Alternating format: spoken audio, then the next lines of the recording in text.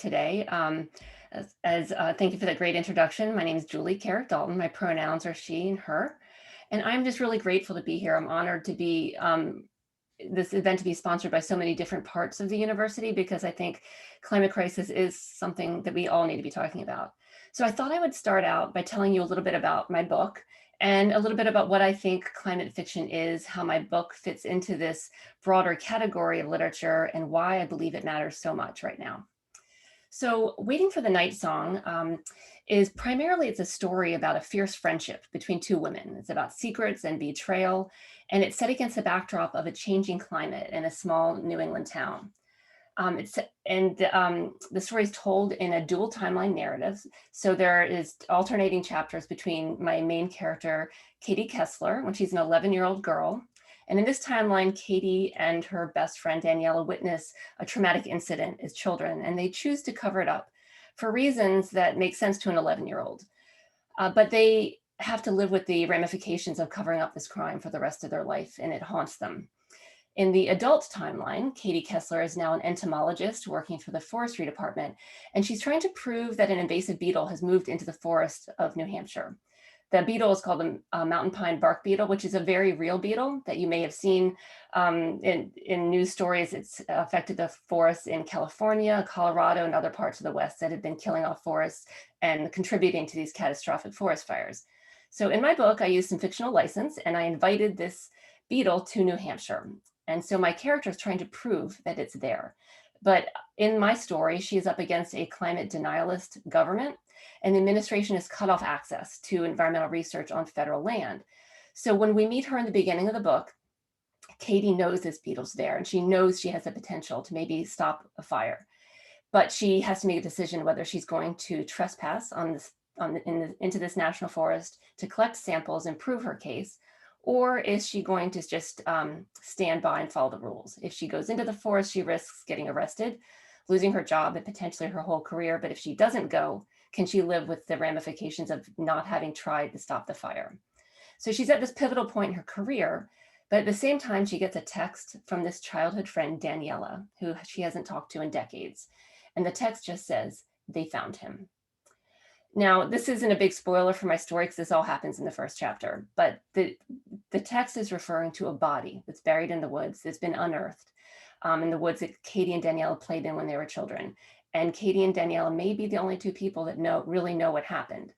So the two of them have to go home to their childhood hometown and face up to the fallout of having covered up this really big secret for their entire lives now that someone is being falsely accused of this murder.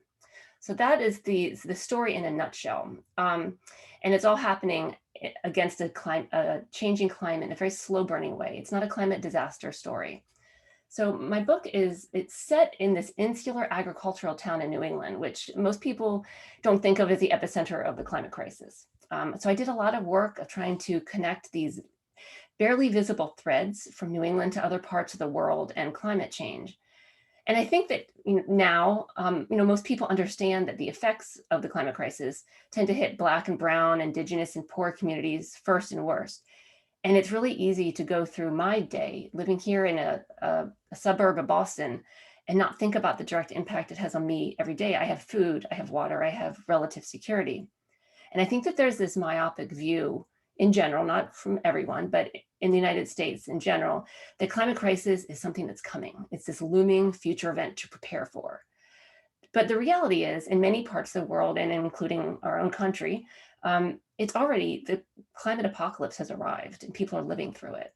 So climate fiction, which I think of as fiction that engages climate science in a meaningful way. Climate fiction presents a vehicle to show readers what our future might look like, or to show us someone else's current reality. So I could say that I want to change the way people think, that feel through my writing, but that might feel a little manipulative or aggressive. I like to talk about climate fiction as a way to stir empathy. Because if you can change someone's heart or make a reader see themselves in a story, that's when hearts and minds change and open. So if you think about it, reading fiction is an enormous act of empathy. A reader is choosing to set aside their own worldview for a minute or for 10 hours to read a novel and see the world through somebody else's eyes. And I, as an author, I get to craft the lens that the readers view my world through, which is, it's to me really exciting. So climate fiction can transport readers into a near future where most animals are extinct because of the climate crisis, as in Charlotte McConaughey's 2020 novel called Migrations, which is, I highly recommend this book. It's a great, if you want to try a climate fiction novel and you haven't before, this is a wonderful starting place. It's a beautiful story, really compelling characters. Climate fiction can put readers in the path of a hurricane, like Hurricane Katrina, and leave them on the ground after the waters recede, as in Jesmyn Ward's Salvage the Bones. So climate fiction could show us a future where the western parts of the United States have turned into a moving desert that's unfit for human life. And I'm thinking of books like Gold Famed Citrus by Claire Watkins and The Water Knife by Paolo Bacigalupi. So these writers are inviting us to imagine a climate future or a contemporary reality that might not look like our reality. And they're inviting us to live in it. And when the book's over, hopefully, the reader is left with these secondhand memories of what it might be like and how the characters might feel. And if we care about the story and we care about the characters, we empathize with them. And that's where like the work starts. So I'm going to share two little tiny stories about how I think climate fiction has changed people. And so about, I don't know if it was maybe 12 or 15 years ago, I lost track of time, but I got into a conversation, maybe an argument with a friend about climate change, about the climate crisis, if it was real or if it was a hoax. And it was around the time that Al Gore's documentary, An Inconvenient Truth, had come out with its companion book. And I was reading the book and my friend was making fun of me for believing this hoax, this liberal hoax. And so we got into it a little bit and he told me he had just read a book that debunked all of Al Gore's theories and it proved that it was a hoax and it was a tool from the liberal left. So I said, okay, if you read Al Gore's book, I will read your book and let's talk about it afterwards. What's the book? And he named the book and it was called State of Fear by Michael Crichton. It was a novel. It was a novel written by the same person who wrote Jurassic Park. And my friend was using this book to counter all the research, all the charts and graphs and years of science that were in Inconvenient Truth. And that was the moment that I will always remember that I realized how much power there was in fiction, that this climate denialist perspective in State of Fear had changed someone's view of the world. And I wanted to write a different book. So I'll tell you another quick story from the other end of the perspective. A book blogger recently wrote a review of my novel, Waiting for the Night Song. And you can usually tell when you start a review in the first couple sentences if it's going to be a good review or a not so good review. And this one started out tough. It said, I'm not quoting verbatim, but I don't like books about politics. I'm not interested in climate change because it's not affecting me and I don't watch the news. So I immediately braced myself for a scathing review. And then the author of this review went on to say, but I love the characters. I love the story and I was engaged. And by the end of the book, I cared about what the characters cared about. And now I care about climate change. And that right there, I think, is the power of climate fiction. It can help people empathize and see the world through someone else's eyes. So I'm not a scientist. I'm not an environmentalist. I don't claim to be. I'm a storyteller. And I don't necessarily consider myself an activist unless there's a famous quote from Toni Morrison about saying that writing is a form of activism. So in that case, maybe I am, because I do have ideas I want to share with the world. And as much as I would like readers to pick up my book and think about big things about climate and about the world and our role in it, for me, it's really about the characters in the story. They have to come first, because if I want someone to engage with my writing, they need to care about the book. They need to care about the characters and the story. And if they don't turn the page and get to the end of the book, my message will never get through. So in the end, it needs to be always about the story. A compelling story can be the delivery mechanism. And I'm really excited that there's so many authors entering this new dynamic place in literature. It's showing up in post-apocalyptic stories and dystopian stories and thrillers and mysteries. There's a diverse range of authors writing climate fiction right now. And I find it very exciting, and especially in the young adult literature. There's some really amazing stories coming out. And I think that it leaves room for contemplation, but also for hope. And so I'm going to pause right there and invite Ninian back into the conversation, because I know she had some questions and wanted to talk about, but I think that might be a good entry into climate fiction. So I'm excited to hear what questions Ninian has today. Wonderful. Thank you so much for a wonderful beginning, Julie. And thank you, Jessica, for the wonderful introduction as well. To begin with, Julie, please tell us about your career journey. What brought you to write, to your journey that brought you to write Waiting for the Night Song? Well, I'm a journalist. I got an undergrad degree in journalism, and I kind of went this traditional path of community journalism and then magazines, and I wrote for the Globe and for BusinessWeek, and I still write for a bunch of publications. I mostly just write. I write about writing at this point. I write about literature, but I always was writing stories in the background. As a little kid, I used to write fan fictions for TV shows and make my friends act them out, and it's always been a part of the storyteller part of me has always been there. But it wasn't until I guess I started writing this book 13 years ago. It took a long time for this book to see the light of day. So I had a long time to think about it. But during those same years, I built a farm. My husband and I bought a piece of land, and we built and developed this land at the same time that I was writing my book. And there are a lot of elements of my farm, of agricultural research and forestry research, that emerge in my story. So it was, I think about the farm and my book as two parts of the same story. Part of my book actually influenced decisions I made on my farm, and things I did researching agriculture influenced my book. There's, in particular, I'll tell you, there's one piece of information that does show up briefly in my book, that the growing season in my region in New Hampshire has been extended by 22 days in the past century, which is kind of shocking if you think about having 3 more weeks. And that little nugget of information shaped my book a lot, because I kept thinking it's a slow burning rise in temperature. You don't think it's not a catastrophic wall of water rushing in, it's a slow burn. And how does that change a community over time? So it was a combination of the journalism, the storytelling that I think is just part of my nature, and agriculture that really kind of brought me to where I am right now. Wonderful. Thank you so much.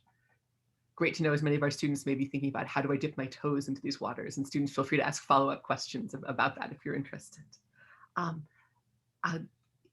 Continuing with the theme of storytelling, in your opinion, what is the transformational power of climate fiction, and more broadly, storytelling about climate change? You've told us a little bit in your opening remarks, but is there more you could expand on? Yeah, I think there's a lot, because I think that writers are approaching climate stories from a lot of perspectives. I briefly mentioned this, that there's, there are romance novels that are engaging climate science. There's a book that came out in January called Shipped, and it's a rom-com on a cruise to the Galapagos, but it engages meaningful conversations about climate.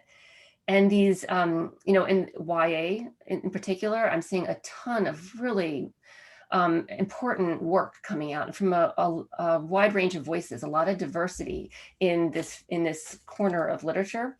And I think more so than in literature in general, and I don't have any scientific data to back this up, but I feel like the writers who are emerging in climate fiction are representing more voices than in literature more broadly. We're seeing a lot of Indigenous writers bringing just incredible stories out. There's a lot of Black writers, and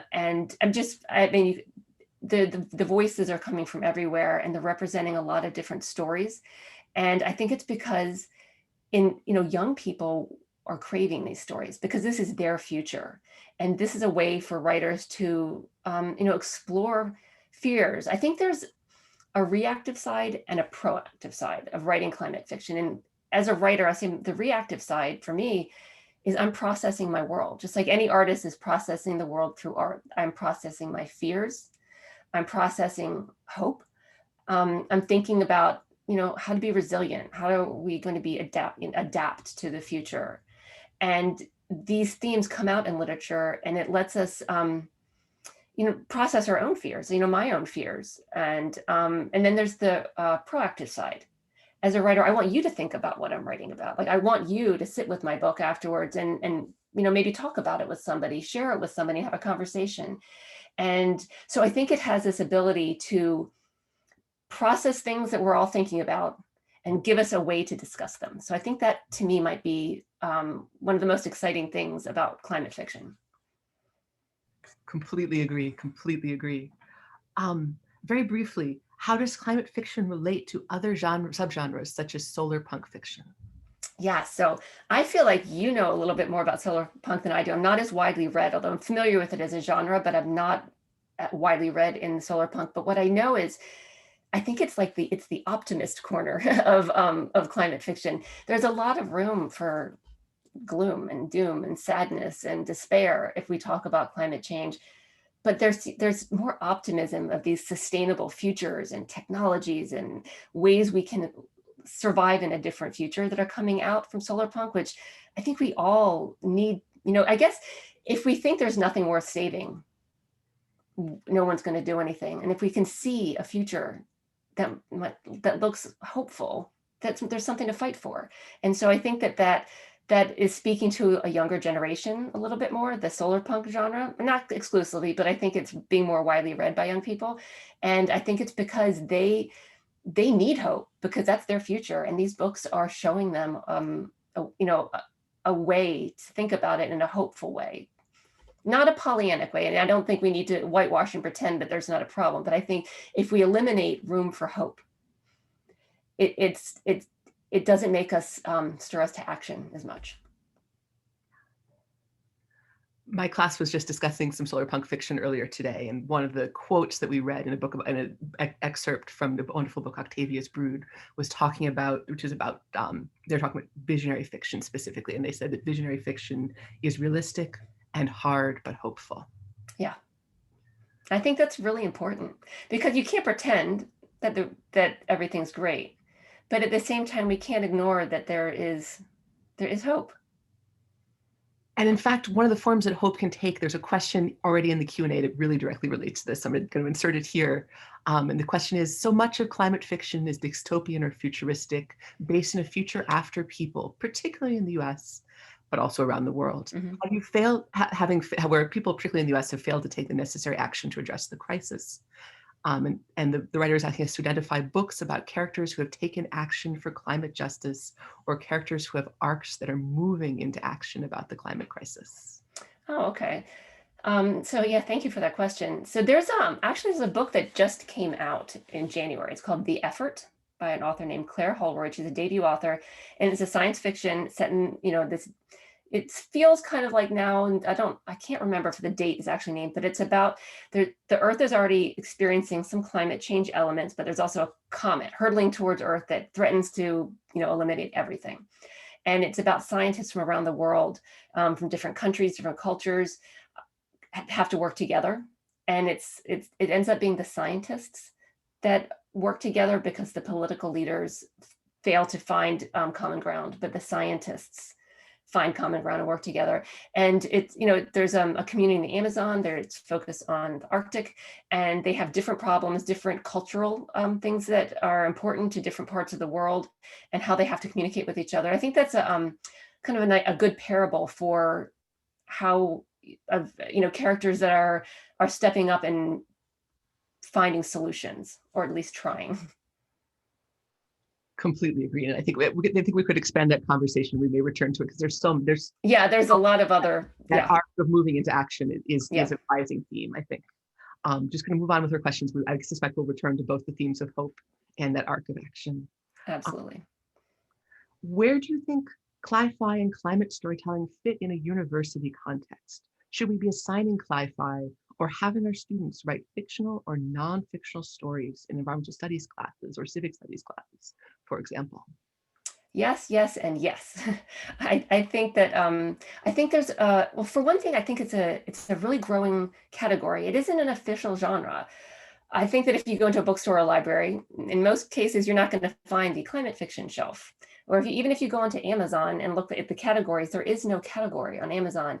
It's a subcategory of a lot of genres. It's in, like I said, it's in romance and YA, thrillers, mysteries, crime, dystopian. It's everywhere. And so, and there's contemporary novels, like my novel. It's often called a thriller or a suspense novel or climate fiction. It's a contemporary story. It's a story that could happen tomorrow. It's not dystopian or apocalyptic in any way, but I think all of them has something to offer, especially as a teaching tool. There's, allegory is really powerful. Parables, like, I think of books like Parable of the Sower, which was one of the, the first titles that I think of, when you think of this climate fiction, Octavia Butler's classic Parable of the Sower. And there's a lot of storytelling that engages people in different ways. Like it can engage on issues of race, climate justice, other issues of social justice, and it has teaching tools. So, depending on what category you're trying to teach, or if you're teaching a class on environmental justice, there's so many books out there. That will bring students in the conversation. But I love the idea of having them write, because I think that's, like I was saying before, these reactive ways of processing our own climate fears.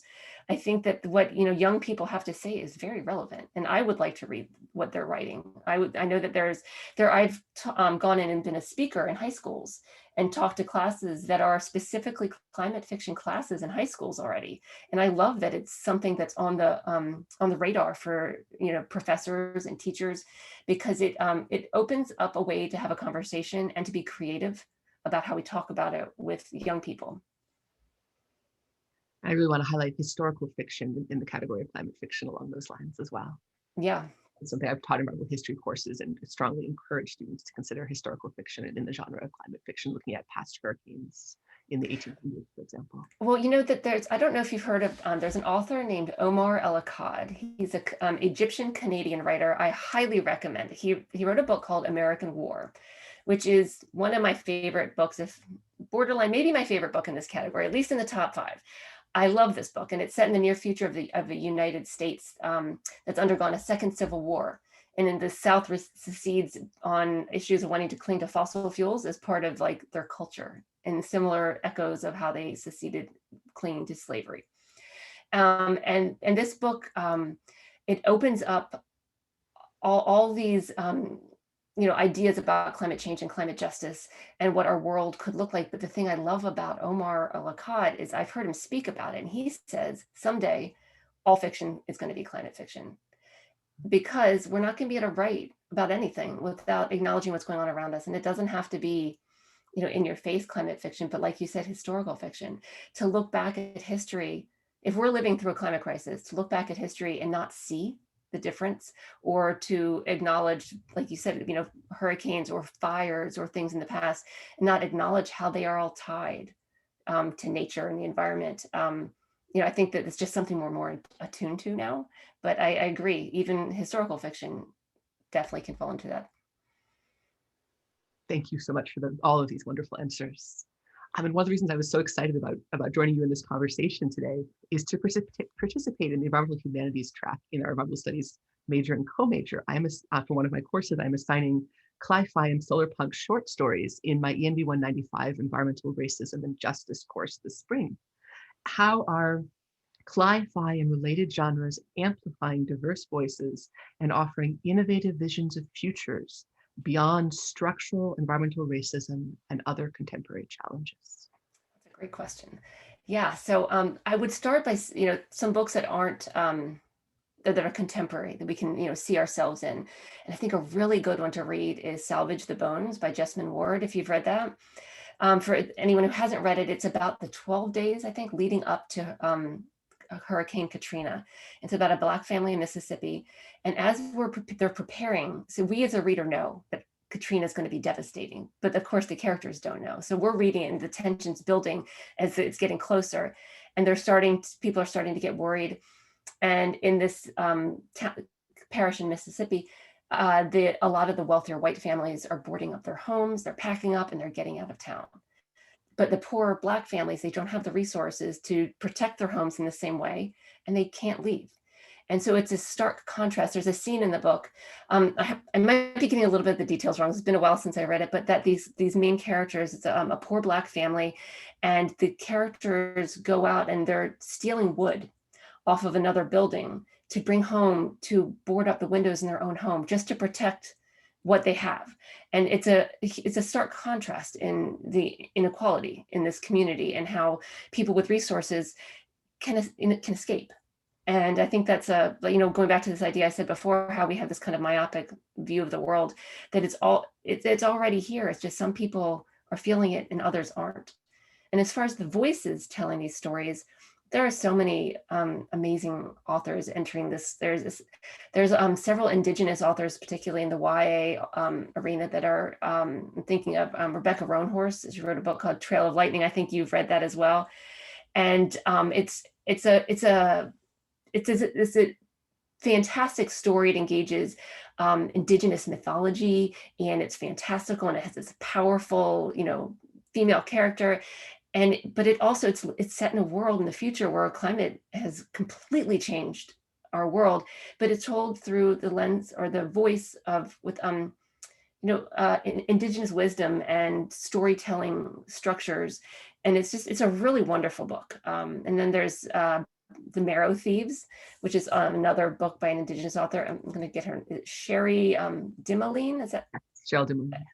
Yes. So, and these books have done really well. They've been reviewed really well and widely read. There are a lot of other YA books coming out. I'm trying to think off the top of my head. The Gilded Ones. Have you heard of this book? It's a new YA book that just came out in the past couple months. I don't know exactly. I think the author's name is Namina Forna, I believe. And she's a Black woman, and it's set in this kind of futuristic world where it has this dystopian feel, that there's a time where the characters are given this test of what kind of blood they have. And if your blood runs gold, like the Gilded Ones, you're sent to a different type of life. And if you have regular blood, so it has that dystopian Hunger Games kind of fantastic element to it, set in a climate, an unstable climate.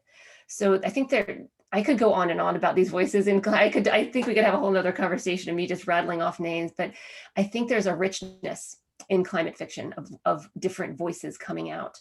And I think it's because a lot of people who are being affected tend, not always, but in a lot of cases, are the first and worst hit by climate crisis are in Black and Brown, Indigenous, poor communities. And, even just in climate data, which I know you probably already know all this, but the data shows that even in our country, Black communities are closer to coal plants. Their pollution is worse. So it isn't just climate disasters like rising water or flooding. It's air pollution that these communities are feeling more acutely. And so it doesn't surprise me that some of the most brilliant literature coming out in this genre is coming from diverse voices. And I encourage you to all to check out all these authors. I do as well, really do. What wonderful emerging voices.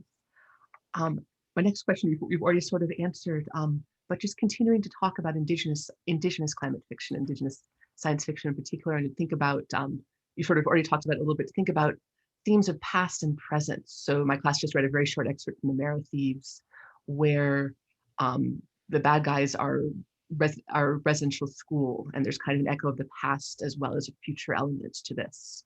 The more you could say about the emerging genre of Indigenous climate fiction, Indigenous science fiction, and visionary. Yeah, well, I will first say I don't consider myself an expert on this in particular, but I'm excited about the stories that are coming out, and I think they're important. And I think that this idea of bringing history forward is important, and I think we're talking about it more now, which I'm glad about. And I also could relate it to things that are happening in the news right now. I just read an article. I don't know if it just came out yesterday, or maybe I just read it yesterday, but they're talking about evaluating forests in different parts of the world that are managed by traditional tribal communities, and how much the wisdom connected to the land in these communities has kept their forests healthier, and there's less fires in them because they're managed. And when we displace communities from their land, that wisdom's lost to the land, not the wisdom of the people lost, but the way it's enacted in the land. And so, we're seeing this playing out where different, forest protector communities are preserving forests in a way that makes them less vulnerable to fires. And if we could engage that wisdom on a broader level, we wouldn't be fighting as many of these forest fires. I'm not going to say we wouldn't be fighting any of them, because that's not realistic, but I think these stories that are bringing forward wisdom, history, and tradition are adding to the conversation, not just in fiction, but in how we should be treating our land and different people's connections to the land. And I think that there's a lot more to come. There's also not just in YA literature, but like Louise Erdrich, her book, Future Home of the Living God, that kind of delves into this conversation as an Indigenous writer. So I think that is a category that I'm excited to see it grow. And I also will say that this is something that really helped me define my interest in climate fiction. A few years ago, I went to a panel at the Sundance Film Festival. It was organized by a leader from Black Lives Matter in Canada. And she invited all these Indigenous leaders from around the world, all these different, the Amazon island nations in the United States. And they came together to talk about this very thing, about how losing land and the wisdom connected to it is going to affect all of us. And so the more we can talk about it and the more it comes out in literature, the better off we all will be. And how we can celebrate those communities who kept that knowledge alive despite being displaced from land. Absolutely. As well, and celebrate that presence and persistence and resilience that we do see in the face of things like residential schools and Indigenous communities around the world, keeping that knowledge alive across generations. Absolutely. And speaking of not keeping knowledge alive, women's voices in storytelling are also very much emergent in climate fiction. What are the roles of women's voices in storytelling, both in climate fiction and related genres? Yeah, so there are some pretty exciting voices. There's a book called The Water Cure, if you've heard of this, by Sophie McIntosh, which is this, I don't know, like eco-feminist, dreamy novel. It's set in this undefined future. There's been an undefined environmental catastrophe in the background. And these three young girls live with their parents on an island in this very secluded patriarchal system, and they've been told the environment is dangerous, everything off this island is dangerous, and that men are even more dangerous. And it has these, and then the father disappears and the young girls have to find their own way and make their own judgments about what is real in the world and what they've been taught, and how they have to grow and find this strength in them to face up to environmental issues and the climate, to their own resources within them, and defining their relationship to men in the world. And it's a great book. It has this, I think of it almost in this like sepia tones. It's got this dreamy feel to the book, and it's I definitely recommend it. And then there's all these other books that I would say fall into this eco-feminism, and I think you could even think of books like Sula or Temple of My Familiar, the Alice Walker, that there are these tones of ecofeminism, of a female and feminine connection to the land and the power in that relationship. I think is pretty profound. And those aren't new titles. Those are, and then another one, another book, I have not read this one. It just came out, I think, a couple weeks ago, but it's How Beautiful We Were by Imbolo Mbue. And it's about a woman, and I believe the author is from Cameroon. I'm pretty sure I got that right. But it's about a woman in an African village who takes on an oil company. And it's about just the strength of this woman. And I think there is something feminine in the connection to land in a lot of these stories, and in a strength, from a position of strength. And so I love reading these stories of these bold, powerful women, like in Lightning Thief, having these women stepping up with being the superheroes in the stories, and not all of them. And there are some fantastic male characters in these books as well, but they are centering women in the climate sphere in a lot of these books. And I think that's pretty powerful right now. I want to mention one of my favorite books, Remnant Population, which isn't as strongly science fiction, isn't as strongly climate. It's sort of humanity has escaped Earth and is settling other worlds, and it's a first contact novel, and it deals with age discrimination, among other issues. Oh, what? Can you repeat the name? Absolutely, it's Remnant Population. Okay, I don't know that one. I'll have to look that up. I love hearing new titles. So if you have some recommendations for me, please throw them in, because I love adding to my towering pile of books. Absolutely, and in fact, a lot of the questions in the Q&A are pointing us towards asking for recommendations. One says, can you point to any resources for finding lists of contemporary climate fiction authors? Another says, how do you seek out this genre? How do you look for it when it's not already organized as a genre? So how do you find it? Yeah, so you have to do some digging. You're not going to find, there are articles, like if you go into Google and Google climate fiction, you'll find some. I've written a couple articles myself. I wrote one recently that was published in Electric Literature that was a list of books that deal with species extinction and specifically. And I also wrote a book during the election cycle about books I thought all the presidential candidates should read about climate change. And it had to do with issues of climate justice and things, the messages in these books that I wanted the president, this is during the primary season, that I thought all these presidential candidates needed to be reading. That was, I think that was also published by Electric Literature. So if you Google my name in Electric Literature, you'll find a couple great lists of some mostly contemporary books, but a few classics. But there aren't sections in libraries or bookstores yet. There will be. I'm hopeful that there will be someday.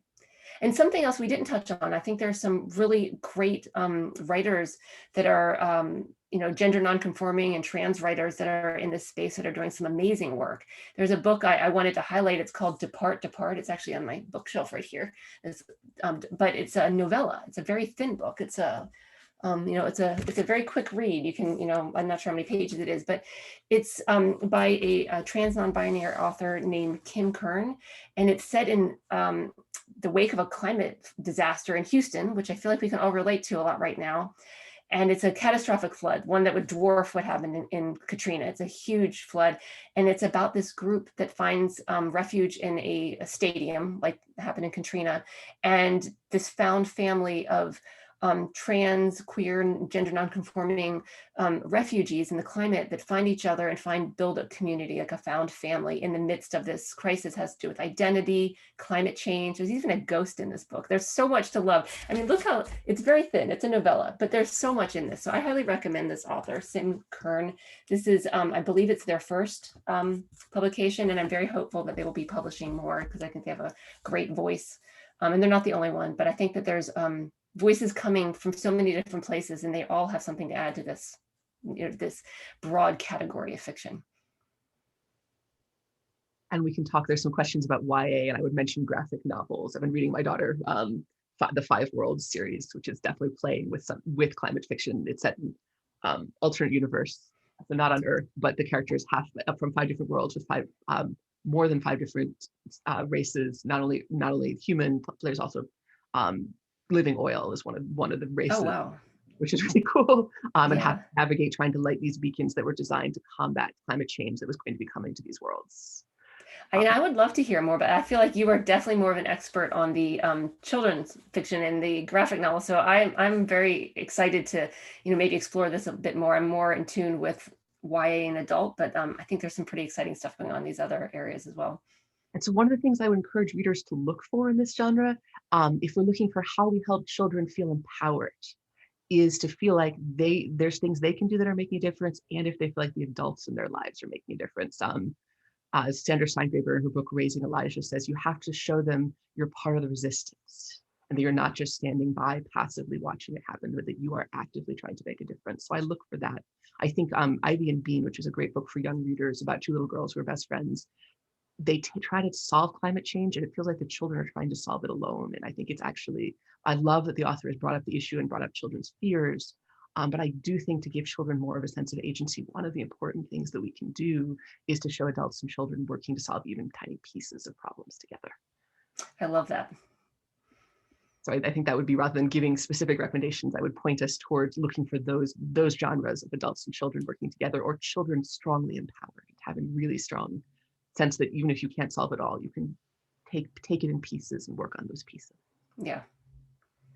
And let's see, this addresses contemporary YA we've already talked about. Let's see, a question about climate change. Oh, very, very, question that's very apropos of your comment about there being 22 days of extended growing season. Of course, one of the other predictions are, Director of Energy and Environment in the City of Medford often says we're going to have 5 more days a year in the next 2 years of 90 days over 95 degrees as part of that extended growing season. And one of our questions from the audience is, one of the big ways that climate change is affecting Boston is the relative slight heating of Boston summers is disproportionately heating people who cannot have AC in their homes, and those 5 days above 95 degrees extra. And she writes, you mentioned your book deals with the impact of changes that are labeled minor. How important do you think it is for books that aren't specifically Cli-Fi to mention these sorts of changes in the background? That's a very interesting way to frame the question, because that goes back to what I was saying, that Omar Al-Akkad comment about how someday all fiction will be climate fiction in a way, because it's so pervasive. I think it would be hard to tell a contemporary story without in some way engaging it. And also, just as I think literature doesn't owe us anything. Like, literature does not exist to teach us lessons. So I don't think we should be telling authors they have to take on big themes. I think if that's something that they're compelled to do, I think it's really important in telling these stories. But I feel like it's going to be emerging, just, like I said, it's emerging in rom-coms, in romance novels. And I think it's a more pervasive part of our everyday life. And it's very true. I mean, in Boston, the issues of inequality, and everywhere, not just Boston, but I know it's very pronounced here, that what I tried to do in my book is look at this small insular town in the different ways that it was. There are farm foreclosures, crop failures, there's displaced migrant labor, there's the threat of fire, there's just the visuals of a more brittle forest, all these different things. But at the center of the story doesn't look like a disaster. There is not a feeling that this is a disaster novel.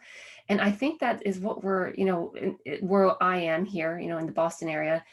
It's not a disaster on this huge scope, but it's a lot of small disasters, that we are going to be creeping into our literature because that's part of our life. I mean, it's going to be hard to not write about these things. So I don't think we should be putting it on writers as to owe it to anyone or as a responsibility, but I don't think we're going to be able to avoid it because it's part of our existence. And two different questions in the chat ask about the role of science. And one of the questions is, I find myself being excited by facts, but worry they might bore my readers. And another writer asks, how intimately is the narrative process linked with scientific literature? Scientific journal articles are often inaccessible. As ecologist, I'm curious how to root the climate component of climate fiction. I think you're a wonderful person to ask this question. I think you did a wonderful job in Waiting for the Night Song, bringing those details to life in ways that feel very tangible. Yeah, thanks for that question. I think it's important to represent the science as accurately as possible. As I mentioned, I used some license and brought this beetle to New Hampshire, but it's a real beetle and the conditions are real, and the impact of the beetle is real. And I think that it getting those facts as accurate as possible is important in getting those stories out there. And one of the things about that whole storyline with the Beatles that was so exciting to me is I read an article in Mother Jones years ago about a scientist studying the mountain pine bark beetle. And in this article, the main person being interviewed peels back the bark, and you see the beetle. And it set my mind on fire of this little tiny beetle that can destroy a tree, that can destroy a forest, that could set a fire in motion. And yet it's a tiny beetle. And when you look at the destruction, the actual destruction to the tree, they burrow in and they carve these little tiny lines, and they're beautiful. I mean, they look like art. Like the little burrows that this beetle makes in the woods are stunning. And this whole idea of this tiny creature creating something beautiful that is destroying the forest is a story. It's a story right there. That's like a whole novel right there, is this little tiny beetle. And I think if we can find the storytelling in science ways, so I started following all these entomologists on Twitter and like eavesdropping on science Twitter and entomology Twitter. And to me, the science was so not boring. So I threw in the science that felt like part of the story, and it never occurred to me while I was writing it to take any of it out because it was too much. Because I was like, this is like, who wouldn't be interested in this stuff? There's an author I didn't mention earlier, but I really recommend. Her name's Erica Swyler, and she wrote a book called The Light from Other Stars, and it's a climate fiction novel, and it has a lot of science in it, and more science in it than my book, and it's more speculative than my book as well. And she and I've had some conversations or exchanges, and she said that people pushed back on her. There's too much science in this. This is boring. I read that book, so not boring. The science was so part of the story. So it's going to depend on your reader. But I say, put the science out there, let other people fall in love with the science and want to see that beetle, and, you know, get excited about this stuff because it's important. We want people to be excited about science because that's how we're going to, move forward, and also admire the, the beauty in it. Like this beetle, I have floorboards in my bedroom that are milled from trees that were being attacked by insects, and you can see it in the wood on my floor that I walk over every day. And I'm aware that this is destruction that's happening to this tree, and I'm also aware that it's like incredibly beautiful and it's telling a story in this wood on my bedroom floor. So I say, bring on the science, tell the story as best you can, and your readers are going to find you. Wonderful answer. Thank you so much. And our next question is from one of my colleagues who teaches writing and creative, I think, nonfiction writing here at Tufts, Grace Talusan. And she writes, "Hi, Julie. As a fellow writer who becomes immersed into whatever I'm writing, how did you take care of yourself or talk to yourself in order to cope and write and continue to live your life with the often frightening predictions about climate change?" That's a great question. Thank you, Grace. I do know Grace. We both are part of the GrubStreet writing community together. That's a really good question. So as I mentioned early in the beginning of the talk, when I was building my farm, at the same time I was writing the book, but the backstory is this piece of land went on the market near our family home, and it was a tract of pristine forest that was being sold off for timber and development. And we had bear, moose, and deer that would come out of those woods and walk into our yard. This is at a family place in New Hampshire. And the idea of these woods being clear cut, and they were already starting, the owner was clear cutting the land while it was on the market. And it got in my head so much I couldn't stand the idea of it. And so we ended up buying the piece of land, and we needed to have a business reason for owning the land. So we built a farm. We built a farm as the back door is a reason because I didn't want moose to be homeless. That was the reason I went into farming, so the moose wouldn't be homeless. So we preserved like 92 acres of the land, just the area that was already cleared. We built the farm. And that working on the farm is therapy for me.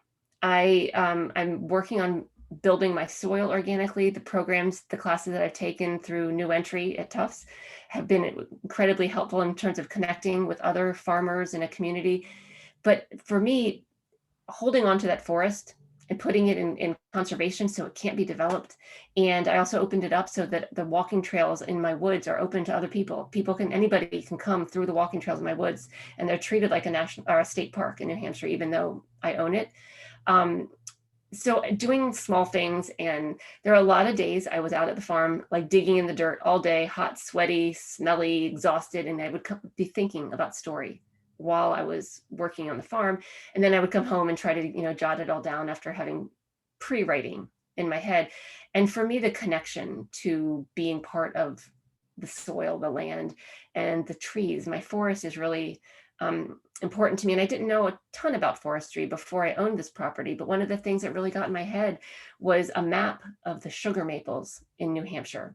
Is the bottom edge of the map of where sugar maples exist is very slowly going north. And for me, like the fear is like one day those iconic New Hampshire maples aren't going to be in New Hampshire anymore. They're going to be in Canada. And that's a really real threat. So for me, being close to the land and doing what I can to take care of it and be engaged in the conversation is therapeutic for me. I don't think I would have written this book in the same way if I weren't digging in the dirt all day long. I don't think my farm would exist in the same way it does if I hadn't been writing the book at night. So they're, for me, like two sides of a coin.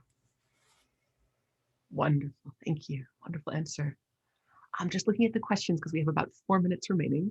I'm looking at the questions. Someone asks, have we read How to Talk to Your Children About Climate Change, Turning Angst into Action by Harriet Sugarman? I actually have not read that, but I've written it down and I will certainly look it up. I haven't read it either, but it sounds wonderful. I'm glad people are writing these.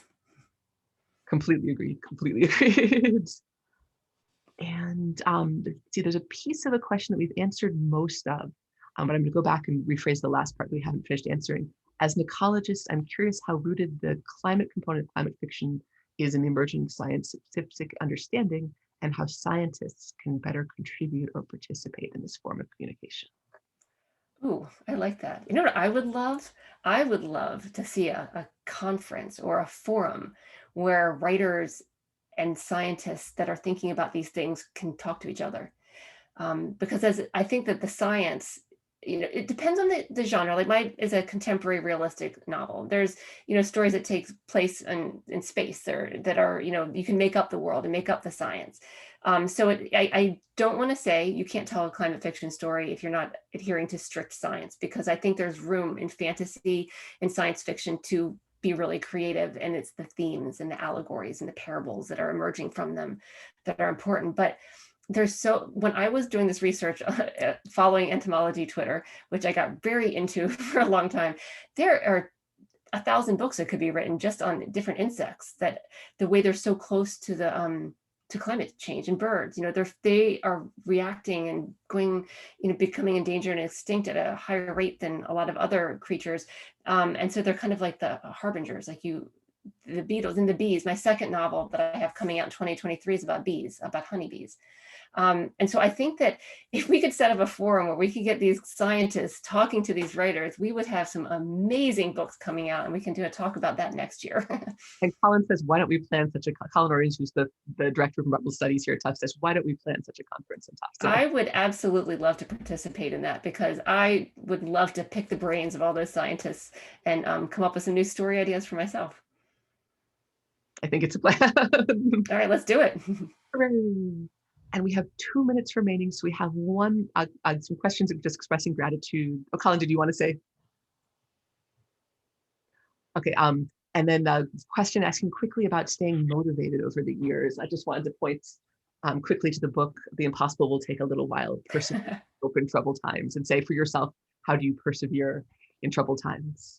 Wow, that's a big question in this moment, isn't it? Yeah, as far as perseverance as a writer, that's a tough one, because you just have to believe. Writing this book took 13 years, and I had no idea if anybody was ever going to want it or read it, but I had a compulsion in me to tell the story. I felt like I needed to tell the story, and if somebody was going to read it, that's great, but I'm going to tell it no matter what. So I had an internal driver to write this book and to get it out into the world and try to find readers and connect with them and talk to people like you and share my story. As a human being, as a parent, I have 4 children. I think that I'm an optimist, and I have hope, and I see the bad things that are happening, and I see a future that looks less optimistic than, I would hope for it to be. But I see hope, and I see reasons to fight for hope and to engage stories that, not in a Pollyanna-ish way. I don't want to pretend these things aren't real, but I think if we don't truly believe that there's a reason to fight for them, we're not going to fight. And so I think I just am an eternal optimist. I have my bad days, but my story, I feel like it ends on a hopeful note. It's not a happy ending tied up with a neat bow, but there's optimism there. And I think there is in my next book too, because I think we need it. I think it's vital. And I also think it's real. I don't think it's sugar-coated optimism. I think there are real reasons. There's scientists out there doing amazing work, and activists that are doing the hard work. And I'm just sitting home writing about it. So I feel like those are the heroes that I want to be writing about and engaging. And that's what keeps me going. We need those new stories and new narratives for those yes. scientists to create for all of us to create the new world. Absolutely. Right at 1 o'clock. So I want to make sure that anyone who needs to go on to the lunch and learn conversations or other classes can go, but I'm happy to stay for a few minutes also if there are people who want to stay and ask a few additional questions. But that's great.